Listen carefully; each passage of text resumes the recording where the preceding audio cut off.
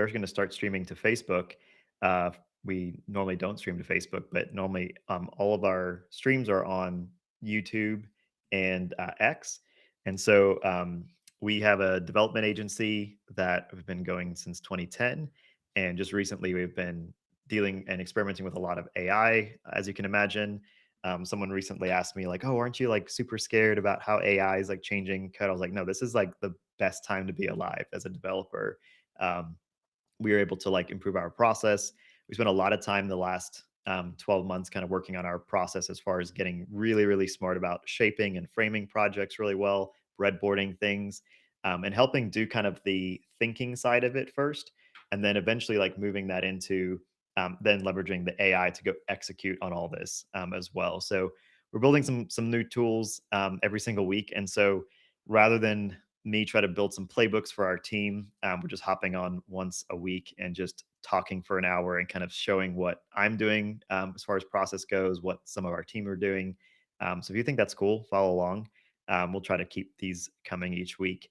And if you're interested, we actually have a whole course now. So if you're looking at the description, you can jump on that course, and we have all this kind of broken into a course. You can check out our workflow and some of our best practices. And I think we even have um, like all of our long sessions we had with Ryan Singer are all in that course as well. So check that out.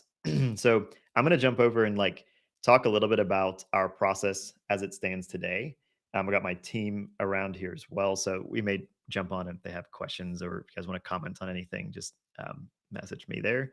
And then, so one thing I thought would be helpful would be like to go through like a reactive task. So typically we have like project work, which we've talked a little bit about previously, where we may have like a bunch of tasks where we like break things into task grid or something where we frame it. Last week we went through and actually a little bit of a project within a project here, but we took our dashboard and we just uh, framed a project. So we kind of figure out what the problem is, we figure out what the outcome is, what's out of bounds, what the appetite is. So this is typically what a document looks like in when it comes into our system. So when you're starting any new project here, this is sort of the flow is to get a framed project. There's a whole process for doing that. We drop it in here into our dashboard and we can present it to the client, and then we'll actually get a signature or sign off from them to move this out. And this kind of becomes our contract. It's not solutions based. It's very much like here's the problem and here's what we want the outcome to be. There may be a bunch of solutions that help us get to this outcome, so it gives a little bit of flexibility to that. And then we get very specific about what we're not doing, and this typically creates a much more precision around sort of the frame of where does this project start and end. Um, Once we do that, we move it into get really specific and we create a task grid. And so I show these to you here because we um, have like some MCP tools and a CLI agent now that we're using that will help you organize these, and you can actually sign in like from the terminal, or you could use Claude or you can use ChatGPT and connect via MCP to the dashboard and have it write all these tasks up for you very quickly. So these are all super awesome tools to help get things out quickly. And then recently, we've also added this task piece, which is actually connecting to Notion now. So we can kind of have a task grid, which is like go build a new feature, slice it up into different verticals, and then tasks is kind of like reactive work. So I'm just going to show you like the workflow I used for a reactive task yesterday, kind of how that flow went from um, from getting the message to like how we framed it up, and then how we used Claude to like basically write up a plan for it. We wrote the plan back into Notion, and then we went and executed it there. So I'll just sort of talk about the process here. So a client typically like comes in here, they give us a new Slack, I mean a new task. This could be like in Slack. Yesterday it was actually in a text message, which is like my favorite way to get reactive work. But Slack, maybe it's coming through an email, something comes in the door here. So typically what we do is we would actually start this by essentially kicking off like a new thing here, which would be just to like I would say just a planning piece. So we take everything we know we here and have your, and I'm gonna use Claude or AI kind of interchangeably. I'm using Claude for everything. I know some people using Codex are using other um, LLMs, but I'll use AI and Claude interchangeably. You'll see. So we'll say AI basically like discover the project and then also go and basically write a plan, and this will be written into Notion. So um, I'll go ahead and try to do this for you guys live. So we have a project here. I'm going to open up Terminal, and then let's just get this cleared out here, make it nice and big. Oops, there we go. Sorry, it's a little bit weird with the screen share here. Okay, so we'll go ahead and kick off Claude here. And I'm going to go and grab a task. So let's go into Slack. So we actually have a task here where one of our friends, Steven, sent us a task to notify groups. So luckily, nicely, what he did here for us was to actually give us a video. And the best thing about video is a transcript. So I'm going to just take all that. We've exported that. I'm going to just save it to like feature idea here. And I can now bring this into my chat. So I can do this obviously in the terminal. I'm also going to like show you guys like you could use Claude directly to do this. If you want to use the desktop app, I've been using them together quite a bit. So it doesn't have to be quite as technical as using using this here. So what I'll do to speed things up is to grab that file real quick. I'm just going to paste it in. I'm not going to, I know Lucian's probably paranoid. We're going to blow some tokens real quick. So I'm like, help me like frame this project up for, it would be like a tribe social reactive like for March, and make like, so I'll just say like planet, and then and this feature, actually, this particular one is in a different. Let's just do this real quick. I'm going to switch it to this. Okay, I just have them in two separate projects right now. So let's go over here, help us frame this up, and I'll go back to my text here. Planet, and then like make a task in Notion using the Lenovo MCP.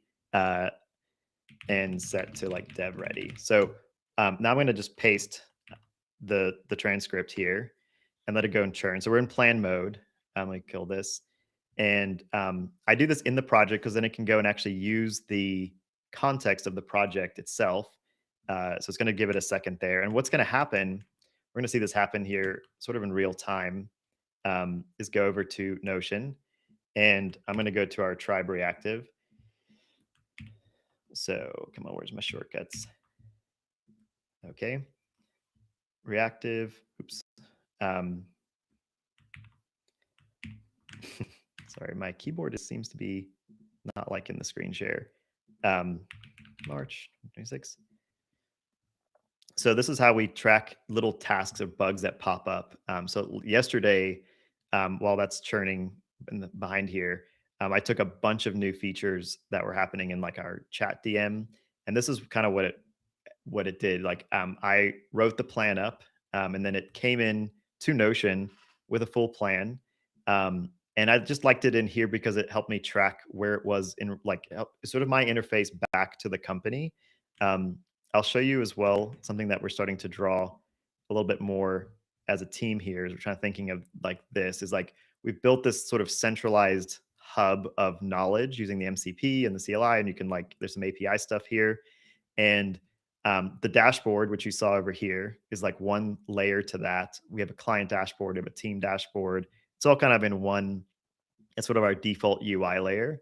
But I can also sit here, like some of our team members can sit there. We use Notion as a tool, but I'm just using Notion. Notion's just reading what's going on in here, and my MCP is just talking to what's going on in here. Notion happens to be like a nice way to view all that has statuses and tracks it, and I can just see it in like a familiar view. But what happened is a new task came in here, and then we pulled the task down, we worked on it, and then you can see Claude made notes in the comments here in Notion, so I could track what it was doing. And then I can always like assign this to a different team member if I wanted. I can change obviously the status. I can move them around from there. And so let's see where we're at right here. I has a pretty good this, and I have not framed this beforehand. I'm just doing this all live, so we'll see how great or not great it is. And perfect, it says there's no MCPs. This is gonna be a very fun demo. Even though it does have MCPs, so let's just teach it something real quick here. It's probably running. Ah, great example. So I will stop sharing for just a second. Get CP to back up. But let's see here. I think I'm not gonna be able to do it without you guys seeing it. So Demo-itis. yes, this is a real demo. So we'll go through this and just see frame up. So what you could do is show you, like, I haven't even watched the video yet. Now I did watch the video, Stephen, if you're watching this, I watch video. But this is how fast, I don't have to watch the video. I'm taking the transcript and I'm shoving it in here, and it's basically asking for, it's starting to put like a plan together that then we can just create the task and then hand this off to a developer. Or if you want to go work on it yourself, you can too. So it's kind of getting hung up on this like MCP stuff. It's probably because I like moved this directory like right before the call. I try to be fancy and organize some things. Let's just do this as like we'll just we'll just go ahead and like have it. Sorry, go through this here. So we'll skip the Notion piece. You can, with one prompt, basically have it write it all to Notion, make the new task, which is kind of the magic trick here. And so now it's kind of written up this. Now, this would be like now for a developer. So the reason I wanted to break it into Notion is that if you were just capturing this task from a client, we could just write this back. You don't even have to know what any of this is, but you can kind of write this in so that it kind of comes in with a very specific. I used the word frame, and so it got a little carried away and like framed the task, which is kind of like a little mini project, I guess. But we can kind of read this now in a much better way, because when it comes in through Slack, it's a video. Someone has to watch the video. We could, it's 2 minutes. We have to kind of understand what they're wanting to do. What screen does this actually connect to? Like, what other, problems might this like cause if we added this? But this helps us just kind of put it in like a much easier to read format. So they're saying like, hey, there's admins who manage multiple communities on Tribe, and they send the same notification to several groups at once. Today, the flow is that you open the notification form, you select one group, fill in title, you hit send, and then you repeat steps 1 through 4 for every single group. Stephen misspelled, and it just guessed it, like made up a company that it's not connected to. Reports doing this 4 times per session, and it's kind of a pain. And so the solution would be to have some sort of like multi-select grouped. So like admin can pick like 2 groups, and they only have 1 API call, and it does a bunch of stuff here. So the front end. So now, I got like very specific now, like, hey, we're going to replace like a single group dropdown with a multi-select dropdown. Backend needs to like accept these different group IDs and then deduplicate a bunch of stuff. Firebase is storing that. Okay, blah, blah, blah. So it's kind of got into the weeds of it here. It's using definitely like an older training here on what framing is. I'm not sure where it got like these no-goes and rabbit holes. We don't use that so much anymore.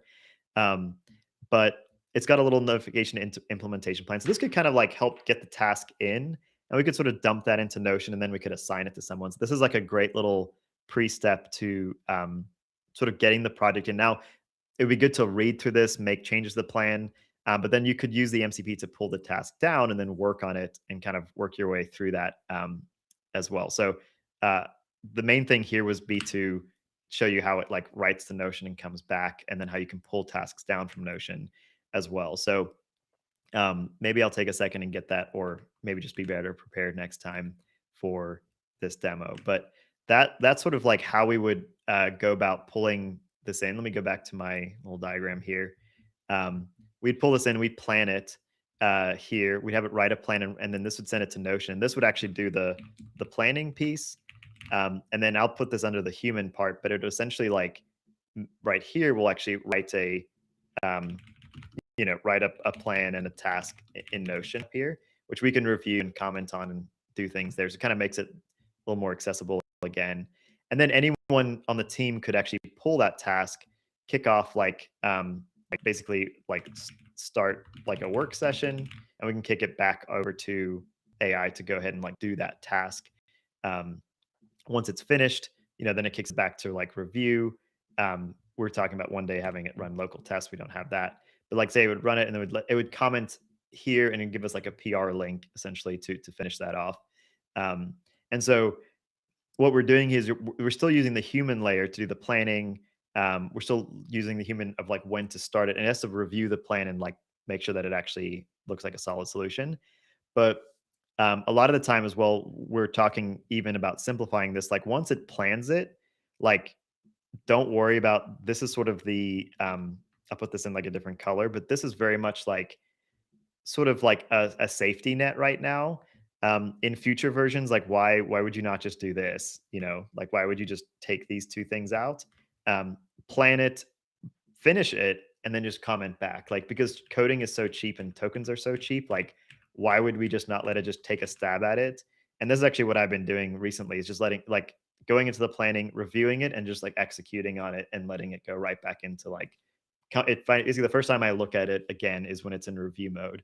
Um, and this starts to get kind of into like, what I'm calling like and referring to now as like somewhat of a code factory, a small version of this where you basically have tasks being built up here, and then you can kind of see what the AI is working on in the in progress, and then it's being moved to in review, and then a human is coming back into the in review piece and moving them into completed. Or you can basically click in here. This is a bad example, but if this was like an AI task like this one, um, I can select this, go into Claude and say, "Hey, work on," and then paste title. And it will just go and find that task somewhere in Notion. It'll pull everything in the plan here, which you can see is quite extensive, plus all of the comments it's made, so the incremental like updates, and kind of uses as memory bank. Um, and then you can keep working on it. So this happened as well, where like it went into review, and I was like, "Great, this is perfect." I mark it as completed, and then I like go into something else, and then I find out there's actually a bug that happened. So I basically bring it back out. We work on it again, and so you can see there's kind of some different work sessions here where we went back and forth on that. Um, and I did all this in a separate branch, and then we just did one PR that moved like all 4 or 5 of these like kind of somewhat related upgrades to this one chat component, all in one move. So uh, that was kind of the flow yesterday. I basically took these 2 steps out and just went straight into it. From planning directly into like do the work, and then what I was doing is just sort of monitoring it in real time. And so maybe there's like some overlap here where I was probably just like an observer, because this is a mobile app, so we kind of have to like uh, test it. It's just easier to test on my physical device. I did all that, marked everything as completed, pushed it all to web, sent it off to the production for the web. And I was like, I'll just set on the iPhone. And I pulled up the iPhone, and like half the things didn't work once I switched to a real iPhone device. So then I had to go back into it. And like, it was pretty easy at that point to just prompt it a few more times to fix the iOS version. Uh, so that's kind of like our flow. Hopefully that's helpful to some of you. I'll pull this up as well. We did add this AI course I mentioned at the beginning. So this course, our team's gone through this. It's this little free about how we frame, shape, and ship projects. And you can see like all the framing stuff we talked about, how we're building, how we're communicating with clients, doing AI stuff. So we're looking to build our team this year. So this stuff is interesting to you and you like to nerd out about it, like dive into the course, and then definitely connect with us, and would love to chat. So I'll probably end the stream there, and then we'll hang out with the team and we'll do some more conversation. So thanks, guys.